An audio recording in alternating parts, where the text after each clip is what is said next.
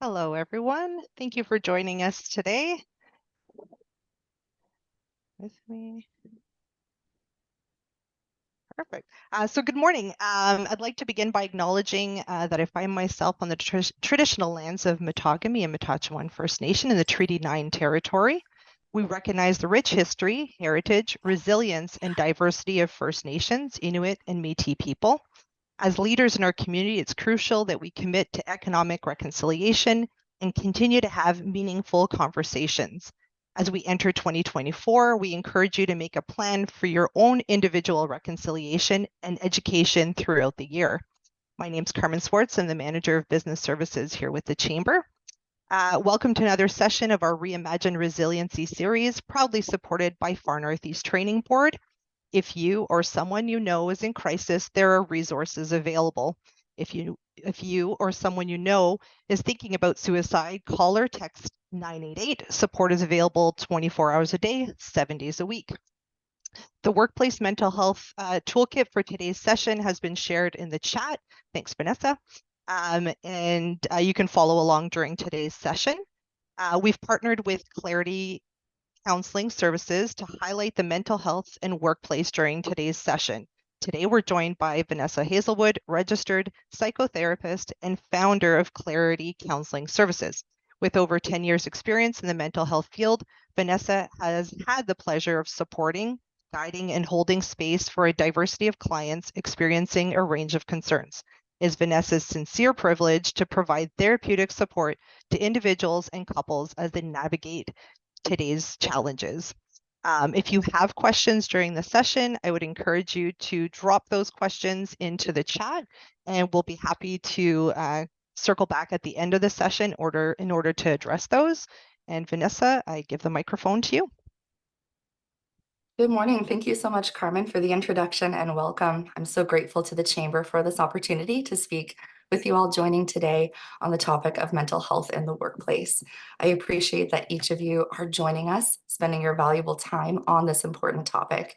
I am Vanessa Hazelwood, a registered psychotherapist, certified critical incident debriefing facilitator, and owner of Clarity Counseling Services. So I'm just going to share the slideshow for today.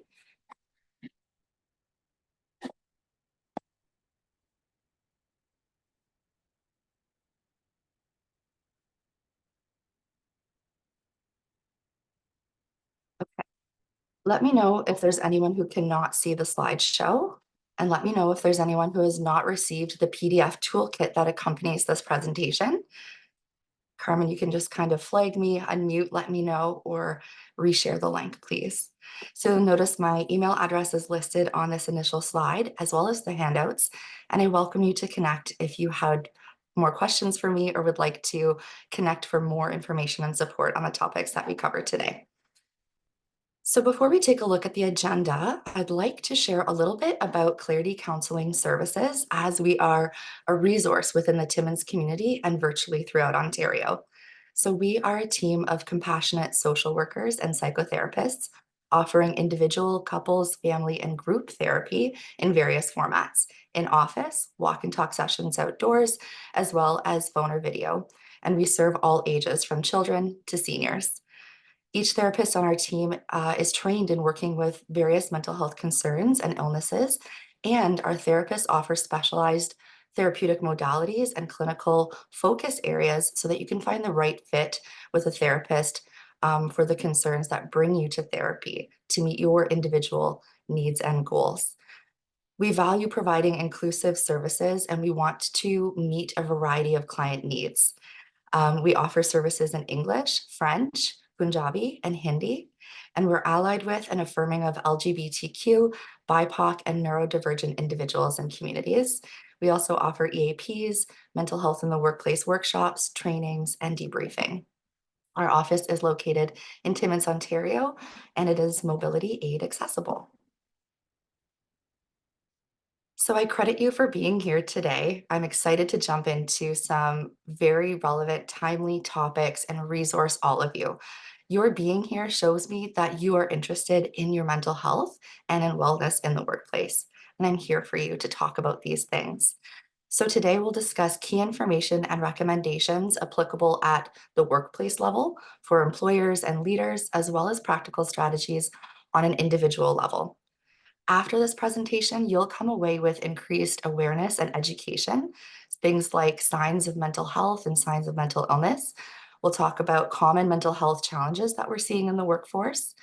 We'll talk about how you can open up conversations supportively and collaboratively in your workplace around mental health. We'll also discuss psychological health and safety in the workplace. So, the awareness and education pieces are foundational to creating a supportive culture and psychological wellness at work. We'll talk about how leaders can foster mental health in the workplace through adopting and modeling healthy practices, reducing stigma, and normalizing mental health and mental illness conversations. We'll talk about work life balance and tips and how to work towards achieving your ideal balance. And we'll underscore the importance of positive social connections and community. So I mentioned that there's an accompanying toolkit for this presentation. It includes a summary of information that we'll be covering today, as well as further reading and resources. There are practical tips and strategies, as well as reflective questions for you to build your awareness and put together tools that you can implement in your day-to-day life and your work life. There's also a mental health in the workplace checklist. So I'd love to check in. Since we're talking about mental health, I'm wondering how you're doing today. If you take stock of your wellness, how are you doing? If you think about your capacity in terms of battery level, are you fully charged, partially charged? Are you drained, running on empty? Feel free to share in the chat.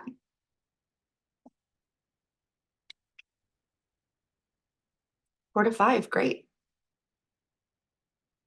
Fully charged. Yeah. I'd say I'm about a 4. I'm really energized and excited to talk to you all about this today and to hear your input, questions, and feedback. I don't put myself at a 5 because I find it somewhat nerve-wracking at times to present in a large group format. That comes from a place of valuing, wanting to offer something of use to you, wanting to make sure that I meet your needs, and I feel a little nervous about that sometimes. 3 to 4, great. Glad to hear you're doing pretty well. I see a 3 and I see a 2. Okay. I encourage you to reflect on what brings you to this capacity today. What's influencing your 2? What's influencing your 4? And are there people in your life that you can talk to about those wellness factors or the factors that are impacting your capacity right now? Okay, so let's dive in. What is mental health?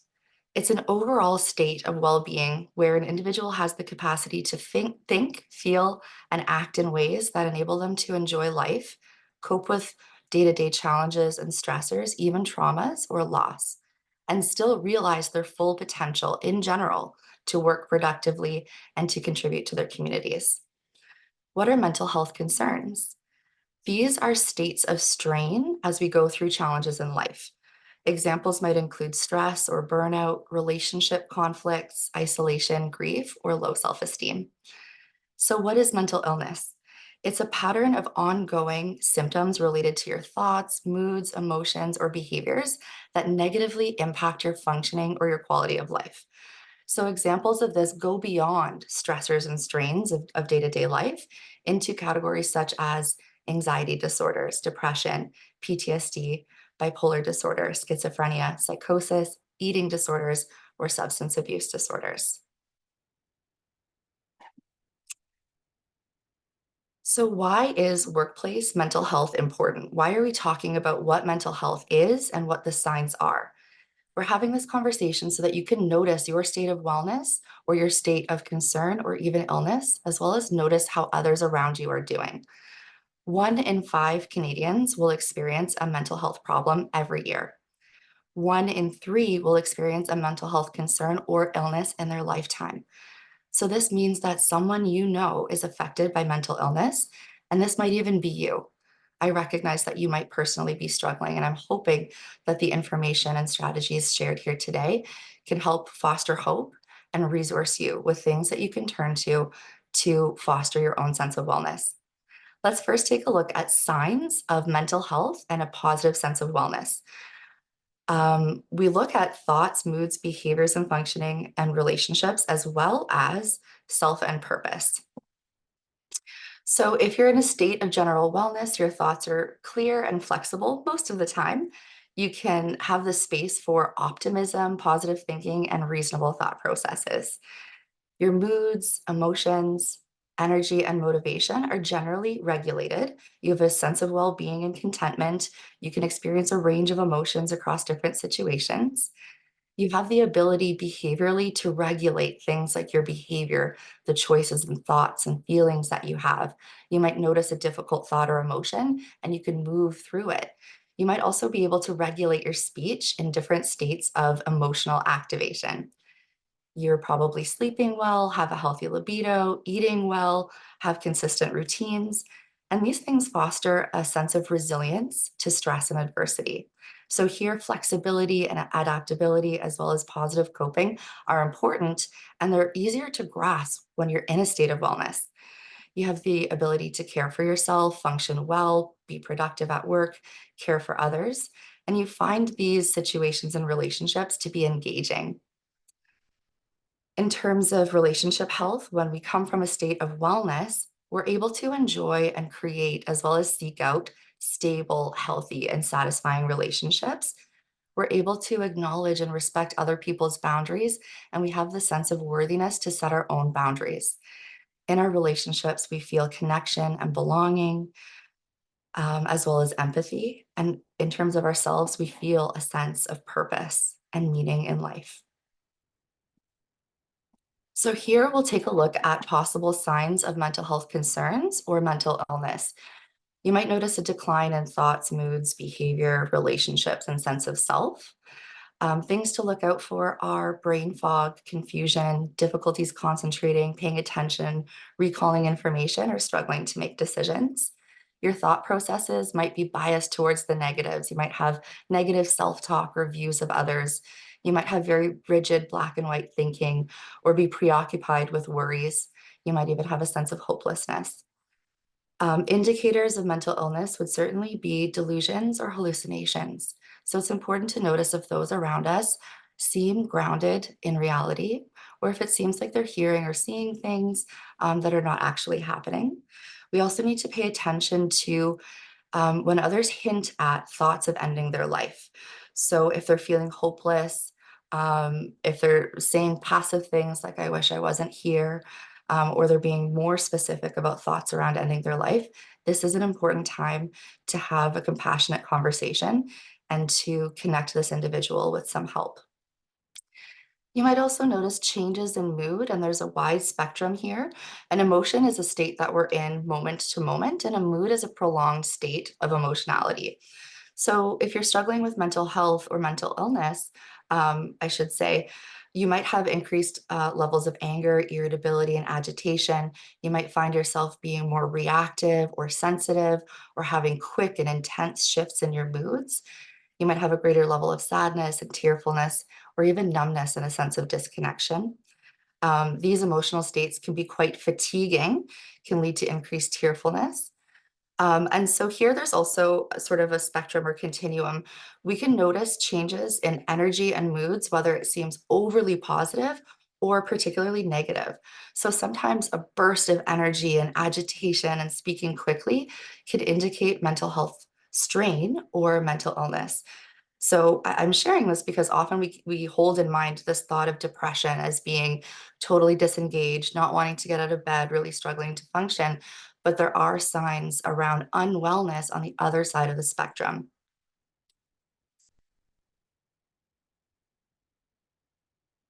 We also see a decrease in or difficulty with functioning and performance, changes in our routines and habits like eating, sleeping, physical activity, or libido.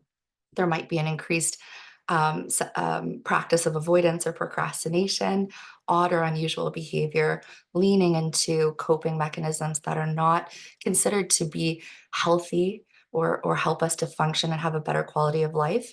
You might notice that someone's leaning into substance use, relying on caffeine, nicotine, alcohol, or other things. Um, Turning to addictions, which is more than just substance use, can also include gambling, the use of pornography, or spending money. You might notice that individuals struggling with their mental health might engage in risky or impulsive behavior, and that there may be a risk of self-harm. Other signs to notice around behavior and functioning might be a decline in physical health or hygiene. So, if you are initiating a conversation with someone where you've seen that they're just not seeming like themselves, you want to be gentle. You can express your concern, but hold compassion. You don't want to be judgmental about the things that you're noticing. In terms of relationships and self and purpose, you might see individuals reaching out for more reassurance, or on the other end of the spectrum, withdrawing and isolating. And if there's a sense of agitation and rigid thinking, we might see increased conflict. Individuals struggling with mental illness or mental health concerns might be experiencing low self esteem and a sense of worthlessness, I should say. We might also see disconnection and a lack of a sense of meaning or purpose. Okay, so what can we do when we notice these things?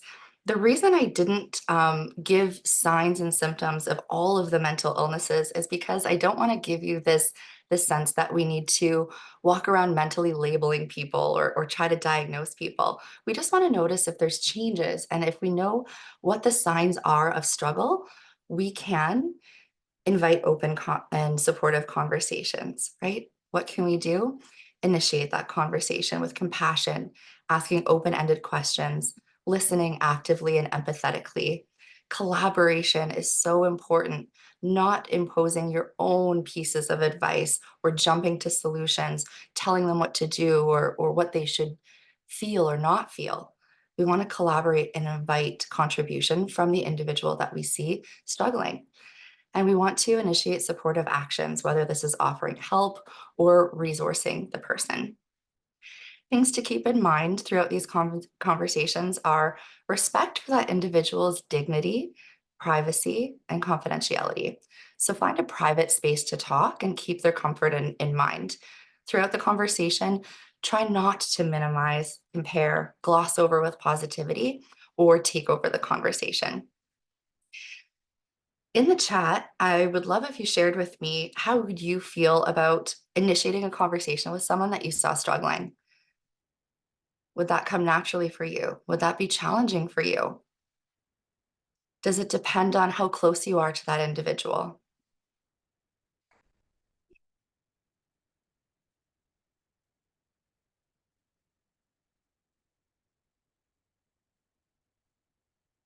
Right. It's really challenging when you're in a position of authority. So there can be this sort of power differential if you're a leader within the workplace, between leader and employee. I'm curious about what makes that challenging for you specifically. Someone else shares it would depend on the relationship. Absolutely. Is there a sense of trust, comfort, safety, openness? And then we can broaden that perspective to the quality of the environment. Is it a supportive environment? Are conversations like this normalized? Yeah, within a trusted relationship, you'd feel comfortable. Yeah. If there's a sense of concern, right, and a willingness and a want to help, this might motivate us to initiate these conversations, and it might become more natural for us. Okay, thank you so much for sharing. Let's talk about how we can open up these conversations, and I'll give you some tips around conversation starters, how to ask questions, how to validate, and how to offer collaborative support. So, some soft startups in a conversation about mental health might include, "Hey, I've been thinking about you," or "I've been wondering how you're doing." You can also talk about what you notice. "I notice you've been," and then fill in the blank. Maybe it's more withdrawn lately. "It seems you might be feeling stressed. How are you feeling?" Right? So we can wonder out loud. We can offer up what it is we're seeing, but be curious about it, compassionately curious, so that it's not coming across as a judgment, criticism, or attack. Then we can ask open ended questions to follow up on that conversation starter. Things like, "Is everything okay? How are you feeling? How have you been doing lately?" Right? "Would you like to talk?" And then listening non-judgmentally. This can be one of the hardest parts. So here you've overcome the barrier of breaking the ice and starting the conversation. What do you do when they start to open up, right? You might have your own thoughts and feelings about the situation. You might have your own perspective on what you feel would help this individual. But again, try not to jump to solutions. Instead, slow down and be present with them, which might just help that other person feel connected and give them the opportunity to think about what would be most helpful for them. So I really want to affirm that just listening and providing a space to be heard is one of the best things you can do for someone who appears to be struggling. So, some compassionate, non judgmental, and validating things you can say would be, that sounds really, and then fill in the blank. That sounds really stressful. That sounds so hard, right? You want to be genuine. You don't want to compare. You don't want to downplay. You just want to validate what it is you're hearing and seeing from that person. You can continue the conversation in a very validating way by saying, I'd like to hear more about that. Or do you want to tell me more about what's going on for you? You can thank them for sharing with you. Remind them that you're there for them. So you can also validate their feelings, which is helpful if you do disagree with their perspective, or you find yourself wanting to give a solution. Come back to the feelings. It makes so much sense that you're feeling that way. I can see, given what you're experiencing right now, that it makes total sense to feel that way. You can also ask genuine, clarifying questions to make sure you have an understanding and give them the chance to really explain what's going on for them.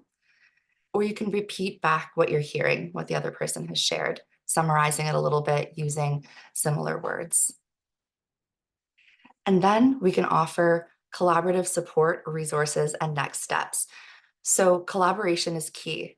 We want to empower and show respect for this other person's dignity while they're struggling. They might have the answers within themselves, right? And so, how can we support them in arriving with the understanding of what they need? So, just ask, what do you need right now? What do you think would help? Have you ever felt this way before? What was helpful in the past? You can offer your own help. Is there anything I can do? You can think about resources and other supports, like, have you talked to your doctor about this? Is there someone in your life that can give you a hand or give you an ear? You can offer to look into resources and mental health supports, or just talk about them. Hey, did you know that we have an EAP? And this is how you can access the EAP. Hey, I've been to therapy before and it did help me. I wonder if you'd like to try. So here you're empathizing, you're relating, but you're not taking over. And that piece around support comes at the end of the conversation once the person's had the opportunity to be heard. So we want to show genuine empathy. If someone is feeling like you're opening up this conversation because you care or that you have their well-being in mind, it might feel safe for them to ask for or accept your help. I also wanted to point out that in the toolkit, there are more examples of conversation starters and how to validate. Okay.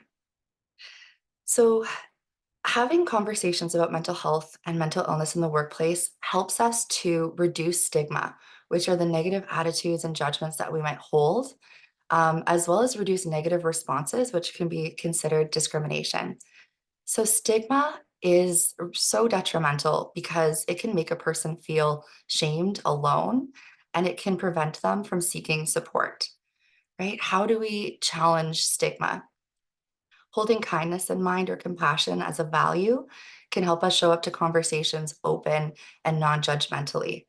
We can also advocate for those that we see are struggling, and with their permission, do so, right? Because we need to consider their dignity, their comfort level, and respect around their needs. But we can also challenge stigma when we see it.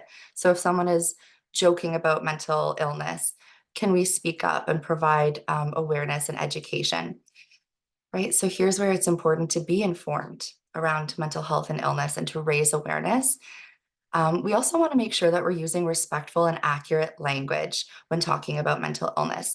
So we want to be person centered. We could say person with depression, person living with anxiety, person experiencing burnout, right? And it's more respectful to refer to the mental illness rather than the person as being mentally ill. We also really want to avoid and not use words like crazy or psycho, right? Because that can stop individuals from opening up about their mental health, and they might internalize that shame and it worsen or exacerbate how they're feeling. Okay, so how do workplaces have supportive conversations around mental health, and how do you create a supportive environment? Some conversation ideas might be for leaders to ask in general, what is good mental health for you? What does that mean for you? What do you do to take care of your own mental health? What do you need in order to improve your mental health? What do you need to learn? What resources are a good fit for you? How can we support your mental health? How can we work together towards work-life balance or improve social connections? How psychologically safe does this workplace feel for you? Are there any aspects of the environment affecting your wellness? Um, Often having anonymous surveys can help elicit more forthcoming and open responses. It can be difficult from an employee to a leader to share openly and honestly about what they need, how they're feeling, and what some of the hazards are in the workplace. So I mentioned the term psychologically safe or psychologically healthy workplace. And this is a workplace where every reasonable effort is made to one, promote mental health through awareness, resources, and education, and two, prevent harm to mental health through negligence, recklessness, or deliberateness. So for a supportive environment, we do want to decrease stigma, which we were just talking about around mental health issues. We can do this by incorporating mental health education, trainings, and workshops as part of your professional development goals, and bring in trainers who can lead skills workshops or groups to address sleep concerns, self-care, communication, burnout, right? Resourcing staff to assertively communicate about what they need, how to move through conflict constructively.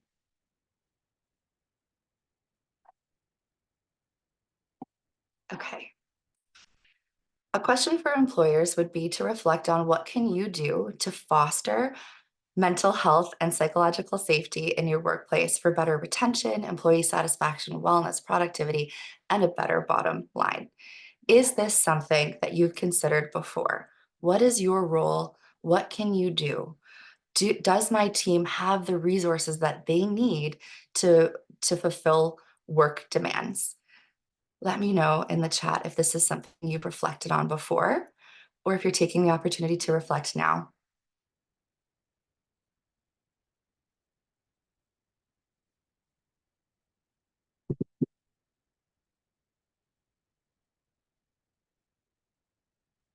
So we know from the definition of good mental health earlier that the ability to work well and our own mental health are interconnected. The state of psychological safety at work also impacts a person's emotional and mental health.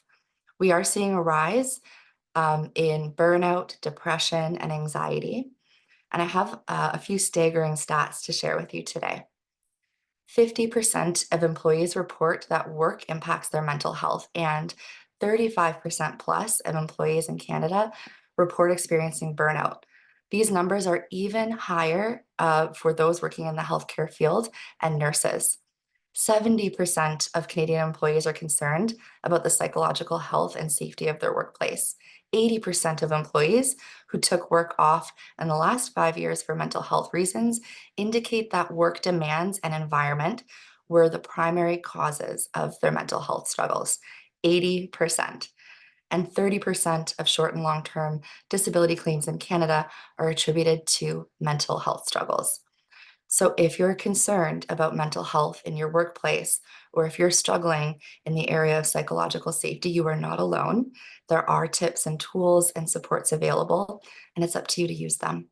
So these are really big numbers, and a lack of support in the workplace can even lead to the onset of anxiety or depression, or worsen a pre-existing mental illness. Much of the time, leaders and coworkers are unaware that performance issues and productivity at work stem from a mental health concern or a mental illness. So only 36% of employees share that they would discuss a mental health concern or illness with their manager, right? So this is due to a lack of awareness and training, as well as stigma and discomfort talking about mental health or mental illness. And then what happens is these concerns go unrecognized and unaddressed until things become worse. And leaders might also misperceive the challenges and concerns that the workplace is facing. So be aware of those signs that we talked about. Grow your comfort initiating conversations and consider some of these factors that you can implement in creating a supportive work environment. Just checking in on the chat. Thank you for those responses that came in. Okay, so balancing the employee's right to privacy and not overreaching is one of those fine lines that we can consider when it comes to initiating conversations around mental health. That's a wonderful point. Yeah, and someone else shares that psychological safety and mental health at work is something that Anne pays attention to. So here are some strategies in creating a supportive environment. Let's normalize white space in our calendars and schedules. This creates room for creative thinking and problem solving. If we're not overscheduled, we have the space to allow our minds to chew things over and solve problems and come to creative solutions.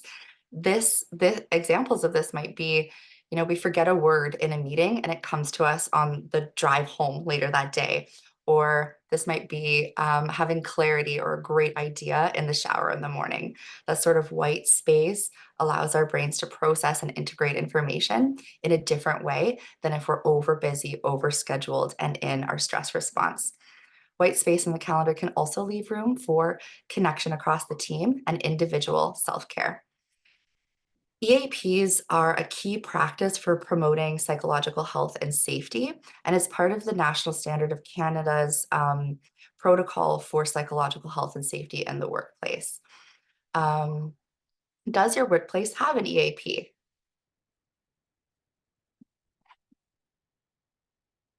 Do you feel that individuals in your workplace know how to access the EAP?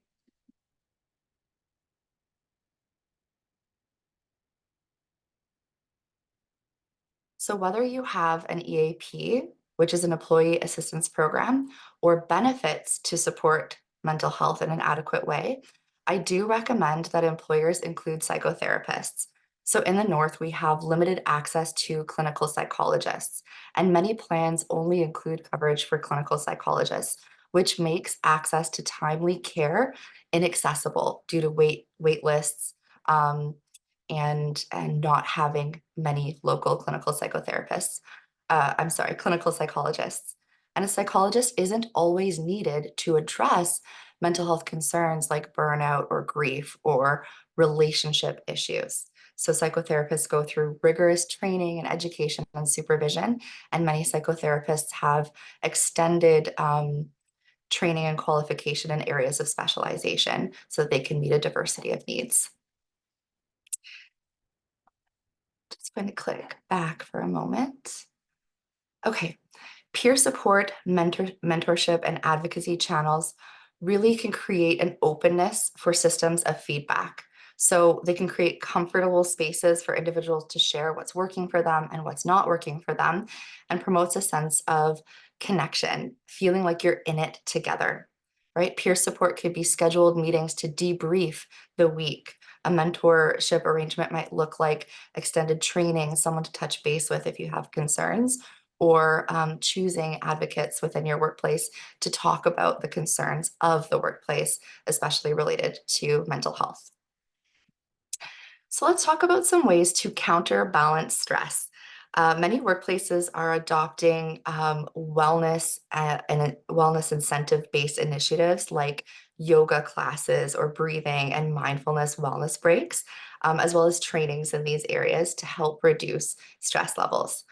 I highly encourage leaders to model good work-life balance practices and to encourage their team to utilize sick days, personal days, mental health days, vacation, and appointment time, trying to be flexible for when employees need to attend a doctor's appointment, a dentist appointment, a therapy appointment, right?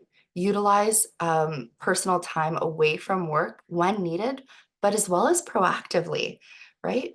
To help employees and members of our team keep our cups filled. It can also be helpful to proactively book a little bit of time after a period of stress or strain or change in the workplace, and schedule time for rewarding and connecting activities after a period of stress. Recognizing that our capacity shifts on a day-to-day basis is also important. And so when we are transitioning back to work after a period of being away, whether that's for vacation or sickness or other leave, can you be supportive around creating transitional time for that employee to build their capacity to work again, to switch gears and be fully present? And then taking breaks. Taking breaks really is important. And I recognize that many of us might work through breaks or work through lunch or stay long or show up early. And before, these used to be the hallmarks of high work ethic. But really, these things fast track us to burnout. If we talk about the usefulness of taking a break, it's likely that people around us will start actually taking their breaks, right? When we see that it can be helpful. So you can talk about how not taking breaks increases neck pain, back pain, fatigue, and exhaustion. This is shown in the research, and anecdotally, I imagine some of you can relate. Plus, if we don't take a step back from our work, we keep ourselves in this fight or flight stress cycle, right? We're emotionally activated, we're on a lot of the time, and then we start noticing tension in our neck and shoulders. We might get headaches, we might get jaw pain, we might have eye strain. And then the sensations of this pain and strain give our brain feedback within the stress feedback loop. Hey, we're stressed. We need to keep producing adrenaline and cortisol. And it's really hard to break out of that cycle. So take little breaks throughout the day. Take your scheduled breaks. Take your lunch. Where possible, I also encourage employers to allow some flexibility around when their employees can take breaks. So employees who do have this flexibility experience less stress than workplaces with an overly rigid work schedule and break schedule.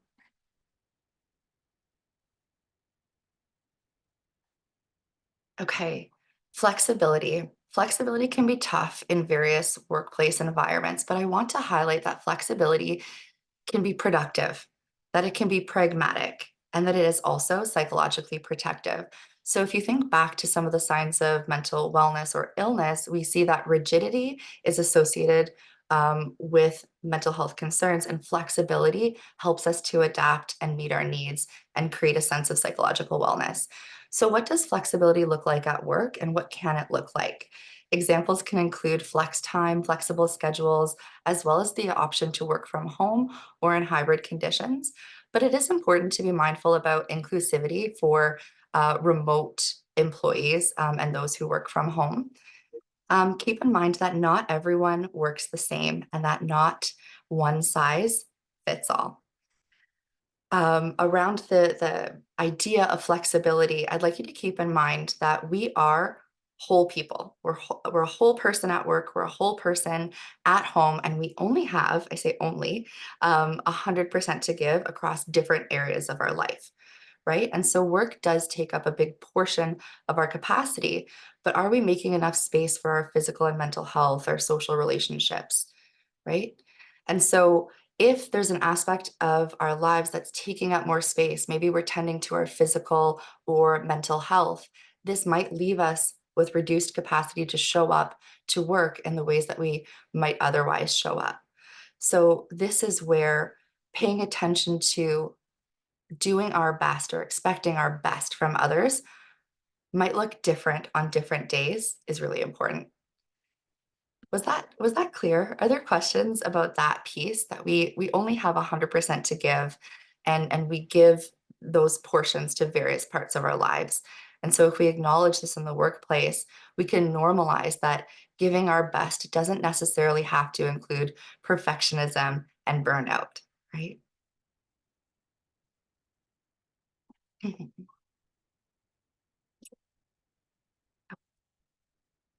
So considerations around accommodation. Here, a collaborative approach is key to meet the person where they're at rather than imposing a one-sided solution. So by the time an individual makes a request for accommodation or a leave from work, they have very likely already considered the impact on the workplace, on their coworkers, how their manager, supervisor might react. And more than likely, they've been struggling for a really hard time, that it can be very challenging to ask for help. So when they do approach us with a request for accommodation or support or a leave, we need to meet them where they're at and make our best effort to be compassionate and curious and collaborate together. So, in working with individuals who have been burnt out, who've experienced compassion fatigue or trauma at work or ongoing mental illnesses, um, my clients have shared that the way that their employer responds significantly impacts their mental health. And I've seen from client report poor responses to their request, leading to exacerbated and prolonged symptoms around mental illness, right? If an employer questions the integrity or honesty of the employee, the validity of the reasoning for wanting a leave or accommodation, or if there's blame and shame or this narrative to just push through it, this is considered to be secondary wounding, and I've seen the impact on an individual level. So I just wanted to bring this to mind that accommodation is something that individuals can request, but we should also consider our reactions and responses to it and what that conversation can look like. The CMHA has a wonderful guide on mental health in the workplace, accommodation guide for managers and staff to increase your tools and competency around responding to accommodation requests. So we're building on this idea of collaboration and participation. Employees who feel engaged and feel like they matter have better psychological health, contribute more in the workplace, and have better workplace relationships. We can engage our team with collaborative brainstorming conversations around work-related tasks, but also about what works best for them in terms of mental health at work, finding solutions together. And so workplaces that have high demands and low flexibility and resources for employees to meet those demands are at higher risk of developing psychological distress.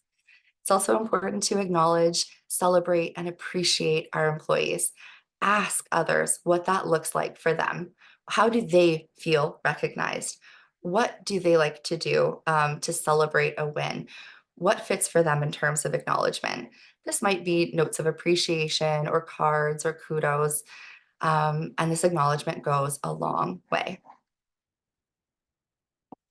Okay, so work-life balance, this typically perks some ears up as, balancing the various roles and responsibilities that we have in our lives is an ongoing reevaluation and effort. So I just want to share as we get into this topic that just like stress adds up cumulatively, if we make small changes towards balancing work and life and take consistent action towards self-care, this can have a big lasting and cumulative impact on our wellness. So, on the employer level, employers have a responsibility and opportunity to create workplaces that support the whole person, not just the employee, right? So, it's not just a task based environment, it's about wellness and it's about relationships. On an individual level, um, there's this sticky note that can be helpful to take with you as quick reminders about establishing work-life balance and filling your cup. So it's gear up, check up, wrap up, and fill your cup. If you remember that, then you're on your way to establishing work-life balance. But what do those things mean? What does gear up mean? So here I'm talking about your morning routines, creating some time for self-care. Can you get up 10 minutes earlier to have an enjoyable pace of your morning and routine that helps set you up for your day?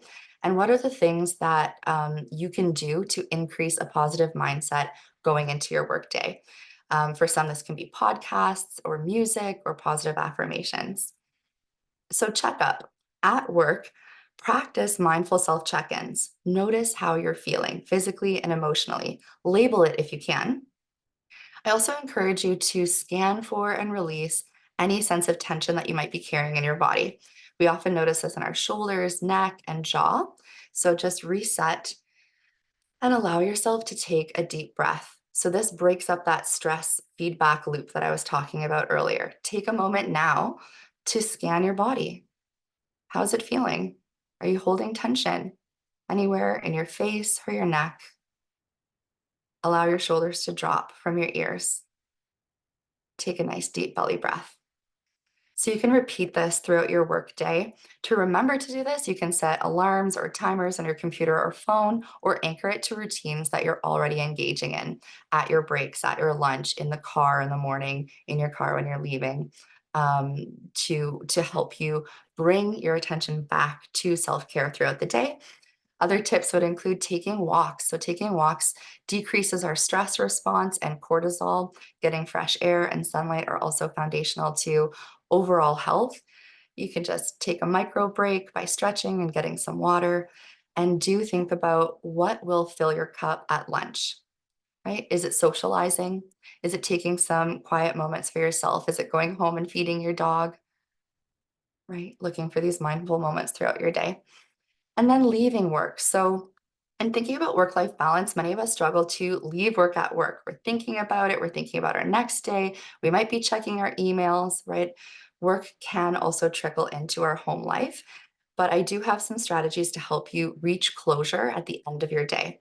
And we can do this through mindfulness, which is bringing our awareness to the present moment and consciously, intentionally focusing on what's happening right in front of us. So, mindful ways to bring your day to an end would be noticing the time, recognizing that it's the end of your workday, and slowly, mindfully closing your tabs for the day, locking up, turning off the lights. Really be present for that to give your brain and body a sense of closure in your workday. You can also credit yourself for what you've accomplished. If you're leaving tasks halfway through, right, and you need to return to it tomorrow, you've got so much to do and you're not there yet, come back to, what's my progress? What is this process? What have I done today? If we end our day on this note of self crediting and acknowledgement, we can end our day in a positive emotional state, and that helps us leave our workday at home. You can also at workday at work so that we can be present at home. I also encourage you to consider a transitional activity after work. Taking a walk or shower, changing clothes after work signals to your brain and body that that part of the day is over. And if your mind is still really actively thinking about work and it's hard for you to be present with your children or making dinner or falling asleep at night, consider doing a brain dump. So write down all of the thoughts and worries and questions and to-dos, everything on your mind, put it in a book, close the book, and put it away. This is a symbolic, cathartic sense of closure on our day. And writing these things down without having to organize them or put them in our agenda does still give our brain the sense that we've done something with the information and ideas and thoughts that we've been carrying. And it allows us to release and let go a little bit. In terms of filling your cup, schedule things that you can look forward to. Make time to connect with loved ones or reconnect with friends. Consider hobbies and personal interests outside of work. So, who are you outside of work? What are your skills and strengths? What is your purpose and what are your values? Connecting with these other aspects of our holistic identity can help keep our work selves and life selves in balance. I also encourage you to consider joining groups, clubs, teams, and other communities to build that sense of connection. Have open conversations with friends and family about how you're doing and what your capacity is. And set and maintain clear boundaries and expectations with others. So letting people know what our capacity is, what our boundaries are, is important at both work and home. The last part is social and community connection. So, when a workplace provides opportunities for social connection, it positively increases mental health. Social and leisure activities also promote well being and is associated with lower mental health concerns and illness. How can we foster connection and community at work? We can look at opportunities in team lunches and consider even having potluck lunches. So, the nice part about a potluck is People can bring in their recipes and talk about the positive feelings they have around the dish that they brought, and it can spark conversation. Think about team building in a tech sense. Can you initiate group chats or channels on various platforms to build connectiveness when you're not actually physically together? And then consider team building activities, family days, and events. Consider whether the spaces for breaks at work are comfortable, fun, and relaxing.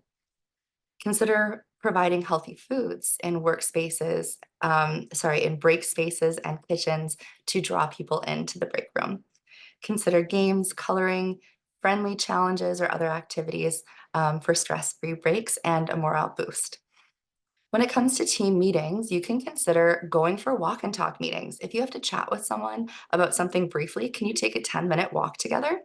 Can you take meetings outside or to other spaces? You can also consider initiating brief team huddles. So rather than a full meeting with an agenda and updates and process changes, can you huddle together on a Monday morning or Friday afternoon to increase morale and reflect on challenges and wins? Can you create time for socializing, even at meetings, right? You can ask team building questions to prompt conversation to get to know each other and create space for idea sharing and feedback. If your workplace has barriers around connectedness at work, whether you operate in different silos or you have satellite offices, pay attention to ways that you can promote inclusivity. So employers should get a feel for the sense of connectedness at work. Ask your team how connected they're feeling and what they might like to feel connected, and consider what the barriers are to connection. On an individual level, participation in social and leisure activities is associated with longevity, right? Our lifespan, as well as mental health and well-being, and the protective and resilience factors around depression and anxiety. So the quality of our social relationships and community connection matters, and it's even more beneficial for those who lack social connectedness at work. So employees need to know that they matter. The employee to employer relationships matter, employee to employee relationships matter. And how do we form safe, supportive relationships? We need to look at the level of respect and trust, as well as connection and closeness. So, employees who feel like they have ownership and autonomy in their work because they are trusted by their employer report decreased anxiety, depression, and burnout. And those who feel connection and closeness with their team feel safe to seek support when they are experiencing challenges and find their work to be even more rewarding, meaningful, and purposeful. At work, what can you do to increase social connection and community? Normalize check-ins. Ask people, how are you doing? How are you feeling? You can use the battery check-in like we did today, or you can even create a system of green, yellow, red, and orange to sort of quickly identify what one another's capacity is. If you're in the green or yellow, you might have the space to supportively listen to someone else. But if you're in the orange or red, maybe you would supportively redirect that individual to someone else or relate and normalize that you're with them. I feel like I'm in the orange too.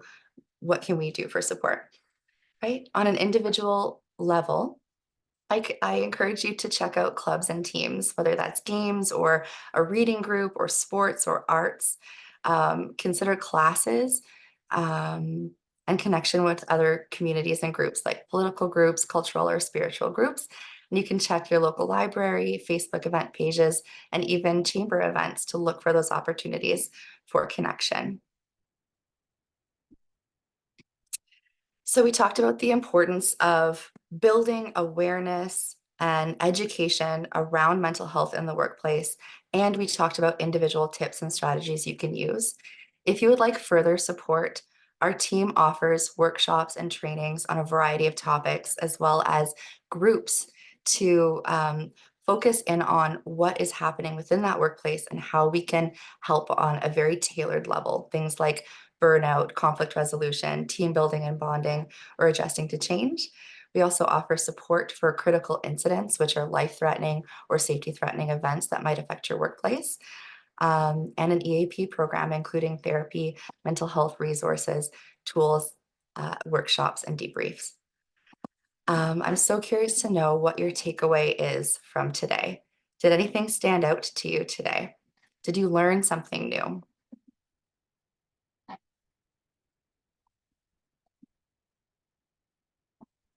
Yeah, Keitha, we feel much more connected to the community and like-minded business owners, and we find the events to be inspiring and motivating. And it's nice to have spaces to relate to one another and to learn from one another. So thank you to the Chamber for everything that you do. Normalize white spaces in the calendar. So that stood out to you, Emily. Thank you, Christina. Okay. Yeah. Encouraging and modeling taking sick days or a personal day for self-care. Yes, yes. Yeah. So that speaks to organizational culture, right? And a supportive environment. What is the response to taking a sick day? How do you feel when you need to call in sick? Right? Those are things to pay attention to. Thank you, Tammy. Taking breaks, yes, that reminder can be so helpful for all of us, myself included.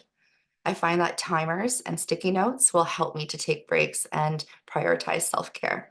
And if I've been open and honest with those around me, my partner, my colleagues, they can also encourage me to take breaks. Okay. So all of the information that we covered is expanded on with further resources and actual strategies that you can use in the toolkit. I do encourage you to check that toolkit out and to read more about how Clarity Counseling Services can help you on an individual level or can help your workplace. I will put the link for the feedback forms again in the chat.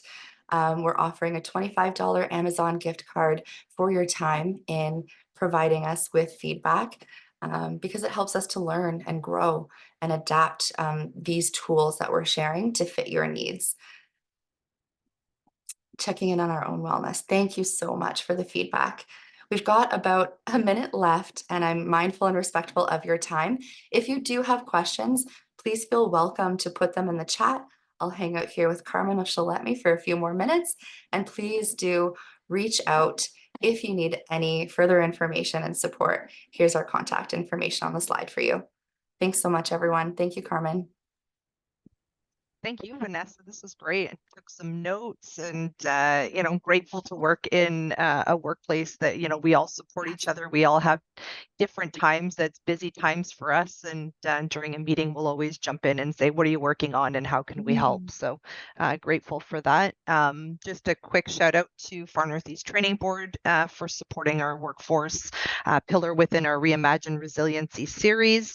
We did hit on today's session. I remembered to do that. And so I'll take the recording, we'll put it onto our YouTube channel and send the recording to those that registered for today. And I'll also include the link again for the great toolkit that Vanessa was able to provide to the group. And if there's there's a couple other comments in here, Vanessa, so I'll give you like 30 seconds to wrap up and we'll be set. Sure. Thank you for the positive feedback in the chat. I hope that there's something you can take with you into your work-life balance to improve your sense of mental health and psychological safety at work. Does anyone have questions?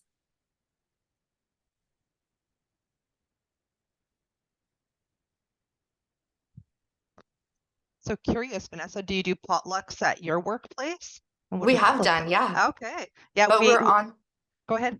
We're on this chow sandwiches kick, and so we just can't help ourselves. But I love potlucks, yeah. That's great. Yeah, we do. We often have potlucks at the chamber and we'll do different themes, family recipes, favorite recipes, that kind of thing. So it's a great way to bring the team together. I love that idea of themes. Yes, because whoever wins, because normally we vote because we're very competitive. So we vote on who wins and then that person gets to choose the theme for the next potluck. So it's a lot of fun. We also do bagel Wednesdays sometimes, just gather in the lunchroom at the beginning of the day, have a bagel, chit chat, and proceed. So that's always a good option as well. So it's collaborative on a few levels, right? Yes. And we're always full after it. It's around food. It's a lot. Yeah. It's our own food, but we enjoy it. Yes. Can bring people together for sure. Perfect. Well, thank you so much for your time. This was a great way to really pause and think about our mental health today and every day. But thanks for spending your lunch hour with us. Take your break if this wasn't Yes. your break. Make sure that you do that and take a look in your inbox. You'll receive the recording from us tomorrow morning. And if you need anything, please reach out to your chamber. Check out our to Vanessa's point, look at our calendar on our website. We host a number of different events in order to be able to connect you with other like-minded people in our community. So please do that. Enjoy the rest of your day. Thank you. Thanks.